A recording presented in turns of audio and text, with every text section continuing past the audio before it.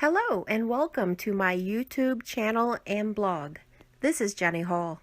Thanks for joining me today for another video card making tutorial. Today I will be using the stamp set Basket of Wishes from Stampin' Up! In the 2016 holiday catalog. This stamp set has got the images of a basket, a little like a paperboard pint container, and a classic wicker style basket. I like this set because I feel that it's versatile and it's going to be something that can be used all throughout the year. I can see Easter basket with the flowers. I can see summer with the succulents. There's strawberries that'll also be nice for spring and early summer. I think I'm going to be using this one quite a bit. For paper today, I'm using a card base of Delightful Dijon, which is keeping in with the holiday, the autumn holiday theme, and some Designer Series paper from Pretty Paisleys, I think is the name of it, and a piece of Rich Razzleberry. The ink that I'm using on the vanilla piece of cardstock is the vegetable fruit portion is going to be stamped in Delightful Dijon, which is the same color as the card base. The reason that I chose to use this is for a technique that is called no-line watercoloring. Even though I'm not officially watercoloring, I'm going to be using the blender pen to color in my images, and it's like kind of like a make your own marker. I could use my Stampin' Write markers, but sometimes it gives me a different look if I use the blender pen. The markers just kind of, if you want the color to color part of your surface, then you have to move the marker over every single part of the cardstock that you want to retain the color. On the blender pen, it's a little different because the blender pen is filled up with a solution that reacts with the ink. The pen itself picks up a little bit of ink and it applies it down to the cardstock surface a little bit at a time until it finally runs out. So it is possible to give you more of a watercolor or Copic marker kind of coloring onto your cardstock.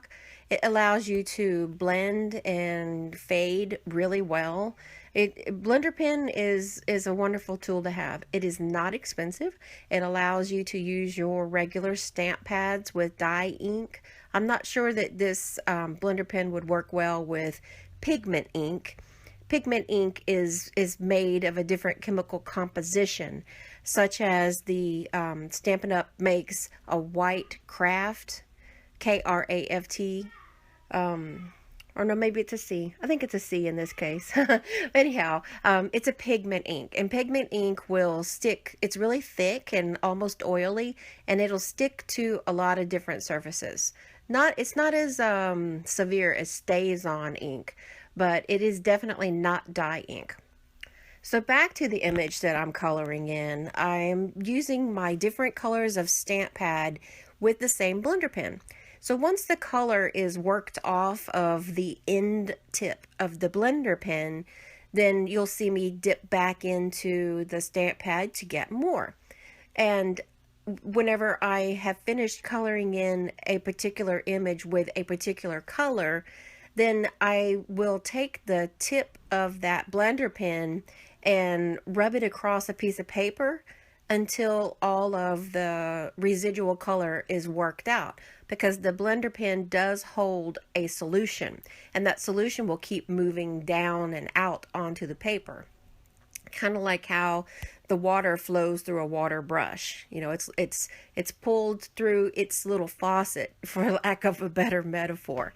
So anyhow, blender pen is a really great look for this stamp set that has the little etching marks on it from the artist who created the image. And those etching marks are made as a guideline for us to be able to tell where the shading is, and it gives a more stylized look to a piece of artwork or an image.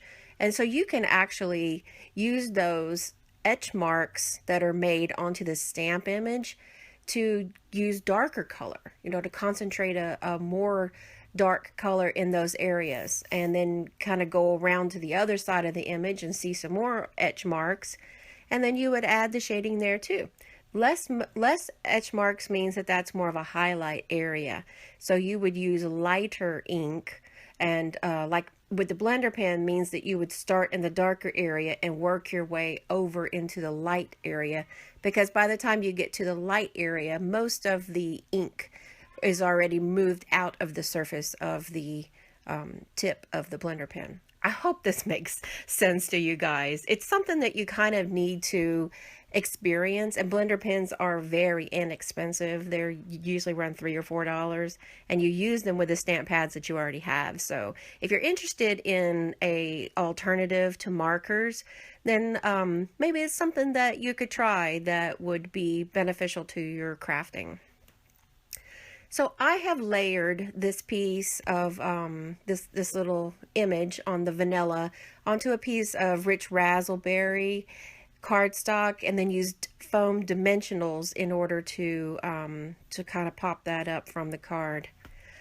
What I'm going to add to this card now, that's a little bit of a surprise, is a piece of punch art. And so if you're familiar with punch art, then you know that it is an image or some kind of a, some kind of character or something, whatever you want to make of it. But anyways, you use your punches, which is I'll be showing one on the screen in just a few minutes, but you basically use cardstock, you put it in the punch, and then you create something different from what the punch was intended. In this case, my goal is to make a pumpkin, and not just a regular pumpkin, but I'm going to make one of those really pretty white pumpkins. Well, I can't just do something simple. I got to go a little crazy with it, if you know me. So what I'm doing is I'm using the same vanilla cardstock to make the pieces of the pumpkin. The ovals are made from the layering oval framelits, and I used the very smallest oval that there was. And I'm using the punch from Sprinkles of Light, or no, the Tree Builder punch, in order to get my the stem for the pumpkin with a piece of Tip Top Taupe.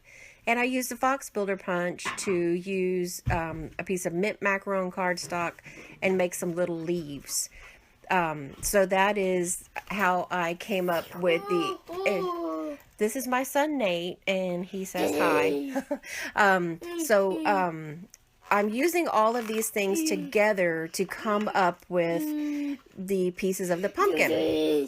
Yes, I apologize, but this is my son, so you guys get to meet my son Nate. So I'm putting the pieces together of the pumpkin, and I just used a little bit of liquid glue to attach them together. I used a sponge, and I used the same Tip Top Taupe ink that I used on the basket, so everything is going to be cohesive as far as color wise, and gave a little shading around the edges of the pumpkin, of the white pumpkin ribs. And it's kind of cool how when you put three ovals together, it looks like a pumpkin. The pumpkin has ridges, and I thought that was something really cool. Now I am going to be sorry, I am going to be using this card for a challenge that requires punch art, and I've had my eye on the layering ovals being used as a pumpkin for some time, and I've just been looking for an excuse on when I was going to be able to make it.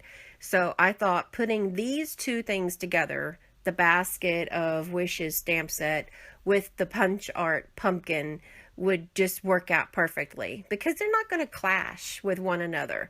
The pumpkin that I made with punch art is definitely has a different look than the basket of Holiday Gourds does. The Holiday Gourds is definitely more stylized, and the pumpkin's removed away from the framed image to be able to stand on its own.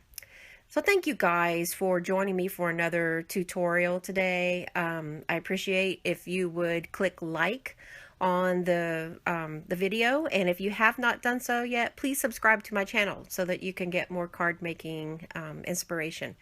And head over to my blog for a new card every day at jennystampsup.com.